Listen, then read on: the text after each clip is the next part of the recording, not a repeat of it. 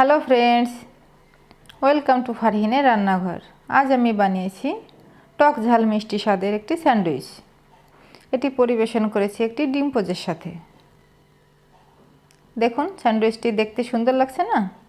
Colourful green, white এবং red কালারের combination. গ্রিনের মধ্যে আছে ধনেপাতা চাটনি, যার মধ্যে টক এবং ঝাল স্বাদ, আর রেড কালারের মধ্যে রয়েছে টমেটো সস, যেটি মিষ্টি স্বাদের।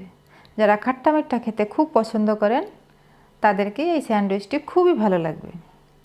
একবার বানিয়ে খেয়ে দেখুন না, খুবই পছন্দ হবে। চলুন একবার দেখেই নিই কীভাবে আমি এই স্যান্ডউইচটি তৈরি করেছি।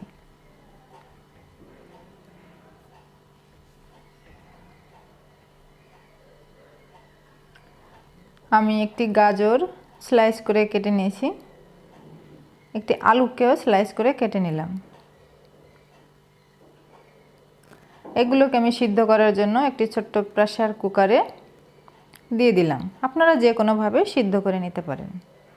নিলাম একটি পেঁয়াজ, দুটো কাঁচা লঙ্কা এবং কয়েকটি ধনেপাতা।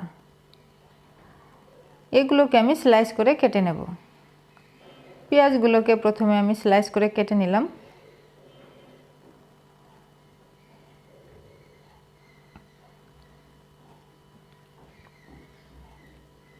এরপর এগুলোকে আরও কুচি কুচি করে কেটে নিলাম। লঙ্কাগুলোকেও কুচি কুচি করে কেটে নিয়েছি, আর ধনেপাতাগুলোকেও কেটে নিলাম।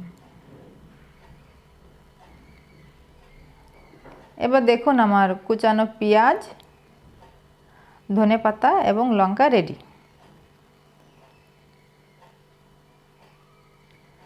এবার আমি নেব কয়েকটি মশলা। মশলার মধ্যে আছে লবণ, ব্ল্যাক পেপার পাউডার, আমচুর পাউডার এবং চাট মশলা।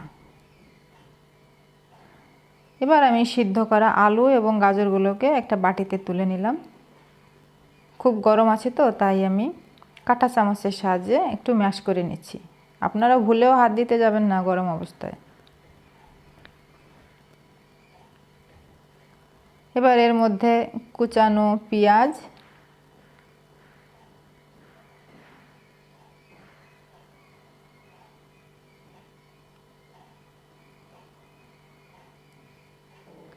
লঙ্কা এবং ধনেপাতাগুলোকে দিয়ে দিলাম।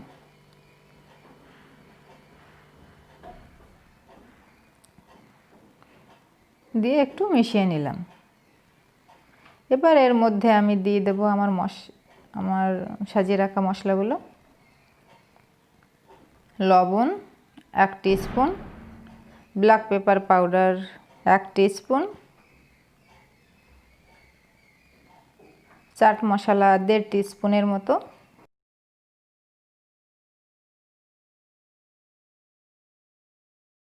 এবং আমচুর পাউডারও 1.5 টিস্পুনের মতো। এবার এগুলোকে আমি খুব ভালোভাবে মিশিয়ে নেব। এতক্ষণে অনেকটা ঠান্ডা হয়ে এসছে, তাই আমি এগুলোকে হাত দিয়ে খুব ভালোভাবে মিশিয়ে নিলাম। টেস্ট করার জন্য দেখব লবণ ঠিকঠাক আছে কিনা। হ্যাঁ, একদম পারফেক্ট। আমি একটা বাটিতে ধনেপাতা চাটনি নিয়েছি, এর মধ্যে লেবুর রস নিংড়ে দিয়ে দিলাম।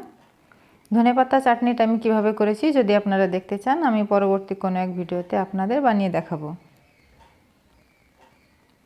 এবার এই লেবুর রসটাকে চাটনির মধ্যে আমি ভালোভাবে মিশিয়ে নিলাম। আমি 4টি ব্রেড নিয়েছি, স্লাইস ব্রেড। আপনারা আপনাদের পছন্দ মতো নেবেন। আমি ব্রেডগুলোর 4 সাইড হালকা করে কেটে নিয়েছি।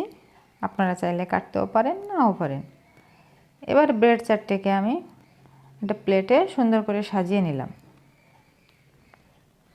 দুটো ব্রেডে আমি দিলাম টমেটো সস এবং দুটো ব্রেডে আমি ধনেপাতা চাটনিটা দিয়ে খুব ভালোভাবে মিশিয়ে নিলাম।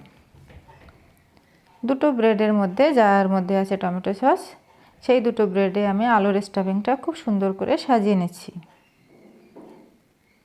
এবার যে দুটো ব্রেডে ধনেপাতা চাটনি আছে, সেই দুটো ব্রেড দিয়ে আলুর স্টাফিংয়ের উপরে খুব সুন্দর করে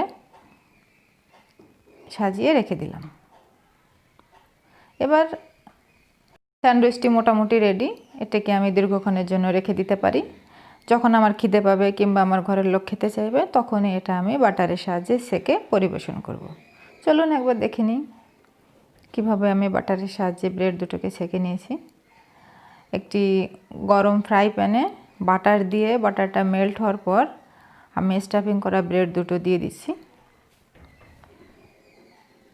আমি এই ব্রেড দুটোকে খুব ভালোভাবে সেকে নেব। এপিট ওপিট দু পিঠই ভালোভাবে সেকে নেব। আমার একটু কড়া করে সেকে নিয়ে খেতে খুব ভালো লাগে, তাই আমি দু পিঠই খুব কড়া করে সেকে নেব। আমার সেকে নেওয়া হয়ে গেছে। দেখুন দু পিঠই সুন্দর লাগছে কড়া কড়া। এবার আমি এটিকে একটি প্লেটে পরিবেশন করছি। একটি নাইফের সাহায্যে আমি কোনাকুনি করে কেটে নিয়েছি খাওয়ার সুবিধার জন্য। এবার দেখুন দেখতেও সুন্দর লাগছে, খাট্টা মিঠা টক ঝাল মিষ্টি স্বাদের স্যান্ডউইচ। আপনারা বানিয়ে খাবেন। ভালো লাগলে লাইক এবং সাবস্ক্রাইব করবেন। আজকের জন্য বাই।